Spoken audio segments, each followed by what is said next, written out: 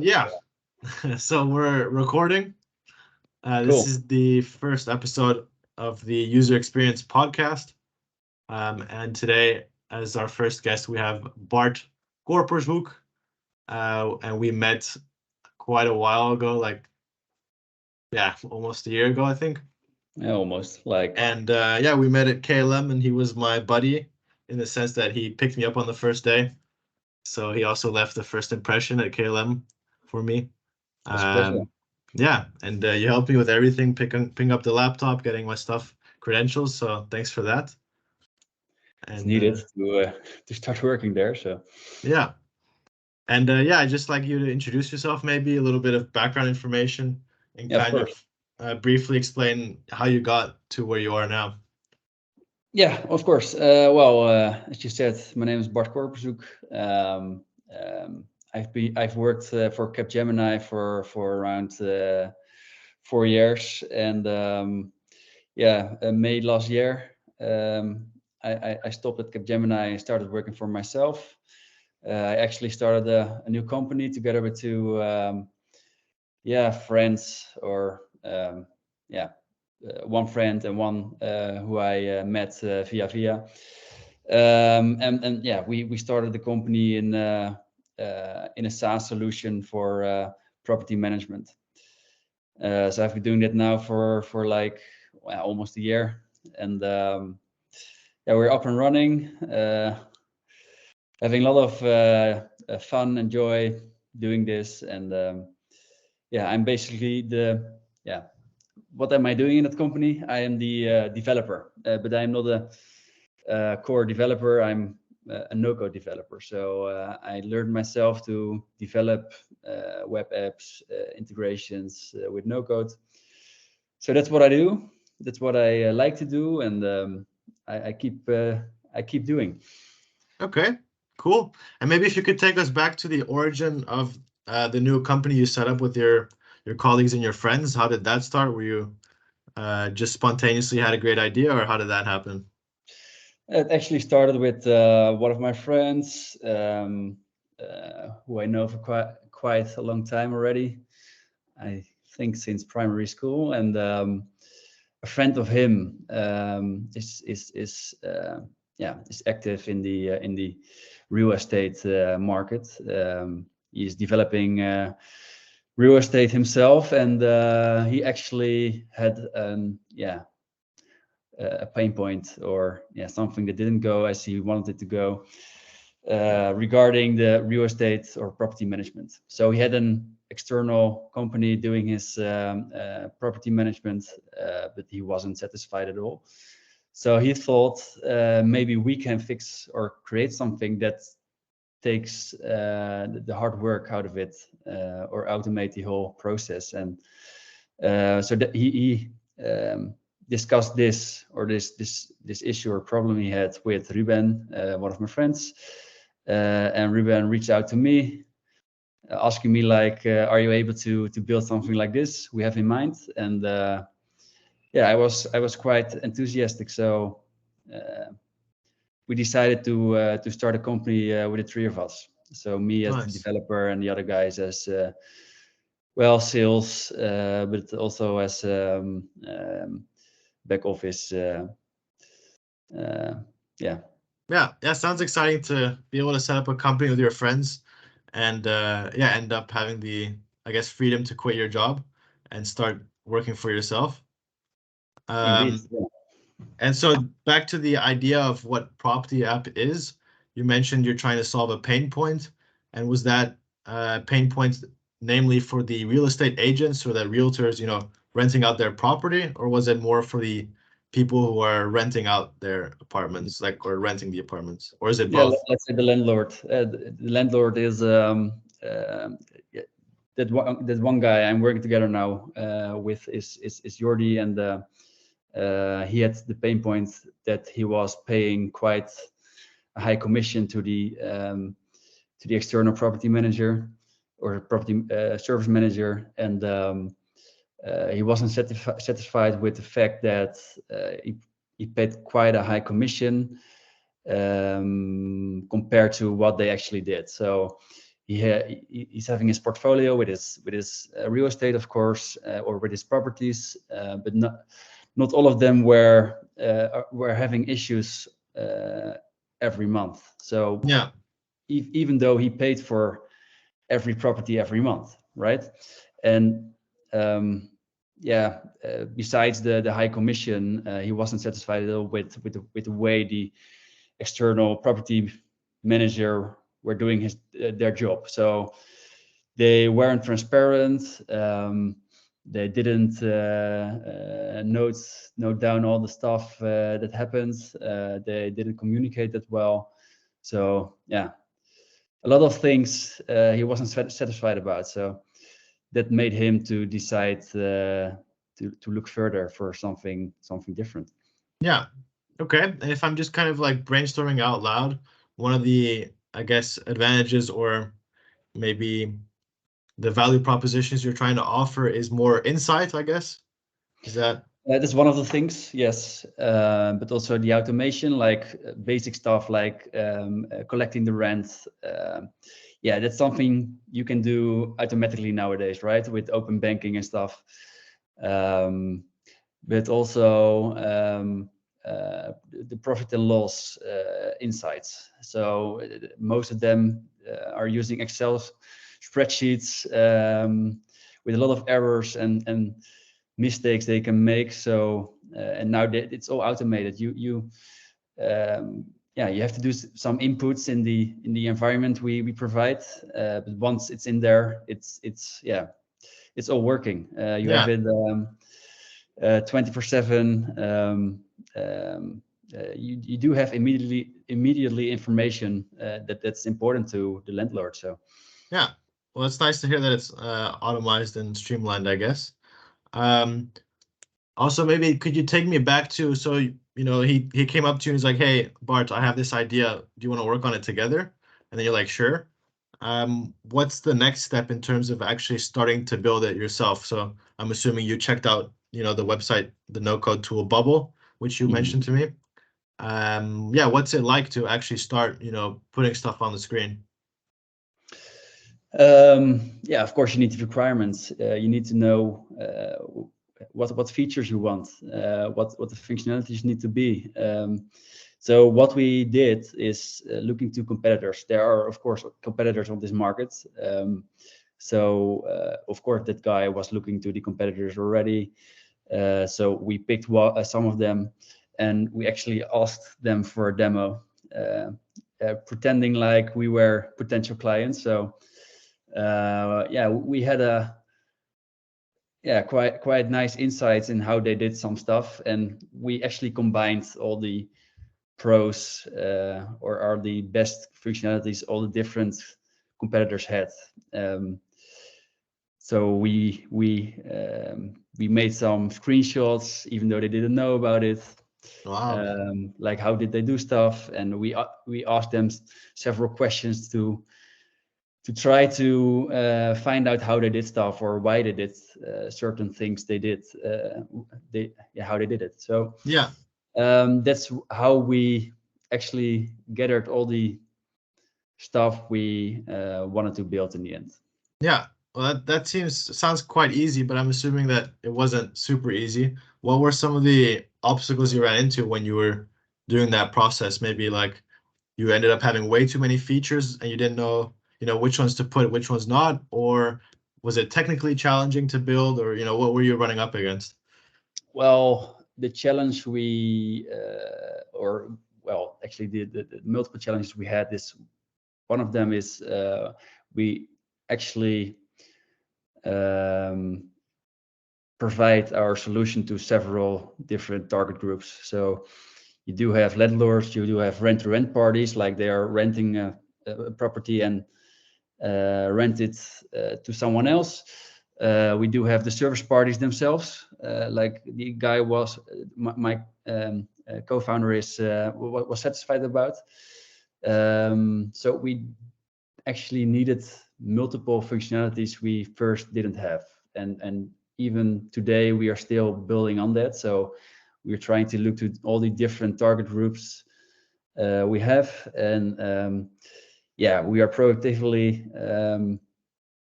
interacting with those customers we have. So we do have different customers in all those different target groups, and we do have WhatsApp groups with them, telling them they are allowed to ask us every question they have or every suggestion they have for new features or things that are currently in the platform.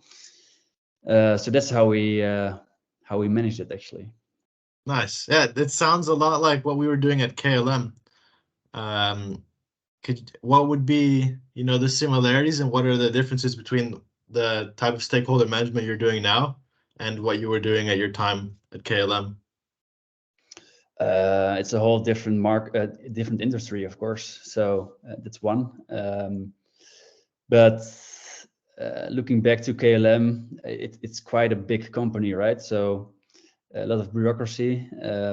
Things were going really slow. So that's the biggest difference I see. And the second one is I'm building it myself, so I have full control on what to build. Yeah. And we are building with no code, so we are lightning fast, to say so. Yeah. And that's what our customers say as well. And yes, of course, what we tried at KLM is we try to listen to the end users. But I think that was quite hard at KLM. I'm not sure how you experienced that, but And hard in what way? Well, different target groups as well, different type of end users, different ages, end users who weren't able to pick up the changes they had. So of course you have the change management you're aware of, but yeah, that was quite a difficult thing. And so far we didn't experience those issues with our customers so far. Yeah, no, definitely one of the main things we ran up against at KLM was, change management, especially since we were going from quite old software to new software, basically in one go, go live.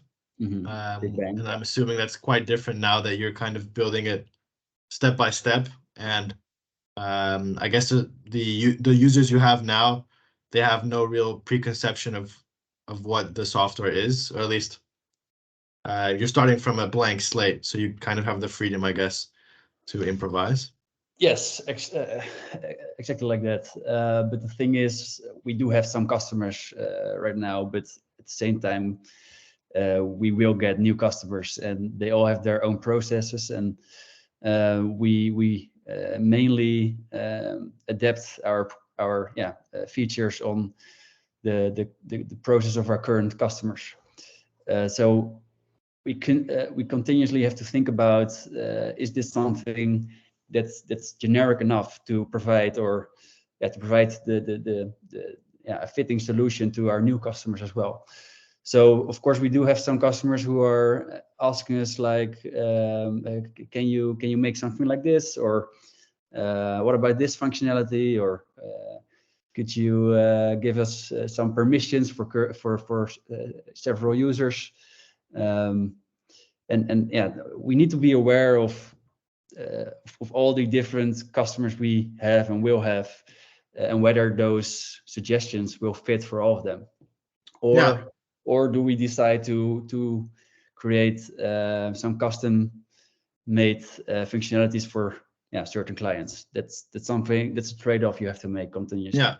So you also do build custom solutions. We can do that, and we do have, I think, like one or two functionalities we changed a bit for one customer in the end. Well, I can imagine that you have a preference to make it as generic as possible, I'm assuming. Yeah, in the end, you would like to provide this solution to a lot of different customers, and it should be a one size fits all, right? So that way we can offer our platform in the most efficient way. if we wouldn't do that, we have to take care of all the different requirements, all the different customers would ask us, and I think that's not manageable, or you have to change your pricing a lot. Yeah. And how do you determine what features are, applicable to multiple clients and which features are just something very specific? Could you give me some concrete like examples of, are you like actually going up and doing surveys, or are you talking to people or calling them? How do you do it? Right now, it's just by talking with every customer one by one, using WhatsApp groups with the customer. But we are planning to use a system like I don't know the name, but an upvote system indeed. So where we will note down all our asked features by our customers, so they can all rate or vote for the features they want the most. So that's something we still have to put in place, but that's on our mind and on our roadmap as well. Yeah. But for now, it's just managing all the customers one by one, asking them, how do you experience the platform? Is it working as you expected? If not, what can we improve? So listening very carefully to the customers right now in the beginning phase. Trying to make it, to tweak all the things to make it the most optimal. Yeah. I can see that kind of an upvote system might be useful. On the other hand, I can imagine, or I can remember my time at KLM, and sometimes the clients or the business had some ideas or requirements, but due to our perspective as well as the product team, we also had an idea that maybe building exactly what they wanted was not always the best idea. How do you go about that? That's always, at least as far as I experienced it, it's always a challenge. Like you mentioned, you have to be aware of the features they ask. Like, is this something they really want? That's not always the case, like you say. So you have to be aware of that. I think at this moment we don't have any structure for that. We are just discussing it week by week. Like this came in terms of new features. What would you like to do with this? Is this really something we want to put in place, or is it better to say to our customer that it's not a fit? Yeah. So, yeah. Yeah, a challenge, I'm assuming. And the last couple of questions, because we are nearing the end of the episode. I'm interested to hear, to what extent do you do A/B testing, or maybe not even on the app itself, but maybe your website? To what extent do you use data and stuff, or is it all kind of more intuition based? At this moment, more intuition. I have to say that we didn't, or almost didn't put any effort on our website so far. We're still planning to migrate that to another platform. It's currently built with Bubble as well, but in terms of SEO, it's not the best solution. So we don't put any effort in it right now because it needs to be migrated, and from there on we will give it an upgrade. But in terms of, or what you asked for, like A/B testing, using data, those kind of stuff, no. At this moment, we don't use that actually. Okay. But we are aware of certain processes in our platform where we think it can be improved already. So of course, from the beginning, you have something in mind, but then you see some customers using it. You're asking them about how they are using it, to give an example, we have a process in our platform where you create an agreement, a rental agreement, and at this moment it's just a long form filling in details, selecting via drop down certain things. But we would like to guide them through that process. Instead of a long form, we would like to make some kind of a wizard where they fill in that agreement or create that agreement step by step. So starting with selecting the object or the property, then selecting the tenant, creating the pricing or the prices for the agreement. All this kind of stuff. Yeah, I think that can be quite useful to make the process a little bit more guided and easy to use, and maybe less intimidating than a huge form. Exactly. Yeah. Okay, last question from my end. I mean, to me, you're pretty inspirational. You were able to, stop your job at a big multinational company and start your own job or your own company with your friends. And you also taught yourself, how to use Bubble, the no-code platform. What tips would you have for someone who's, considering doing something similar? Like what tips do you have? Is there anything that you think is a good idea or stuff you think you should kind of be careful with? I mean, just to hear with that. Well, two things. I think first, you need to have passion for something. So for me, talking for myself, I really like the way Bubble worked or is working. The what you see is what you get method. You see results instantly. So that's a big one for me. And second is just do it. So don't hesitate to start. Just start building. In my case, with Bubble, see how far you can come, and you will see the results or the improvements you'll make quite fast. So and specifically with Bubble, because it's a tool that's very easy to handle or to use. So that's what I can recommend. But for other stuff, I think it's applicable as well, like having passion and just do it. That's those two things. Yeah, nice. All right. Anything else you'd like to add before we round it off?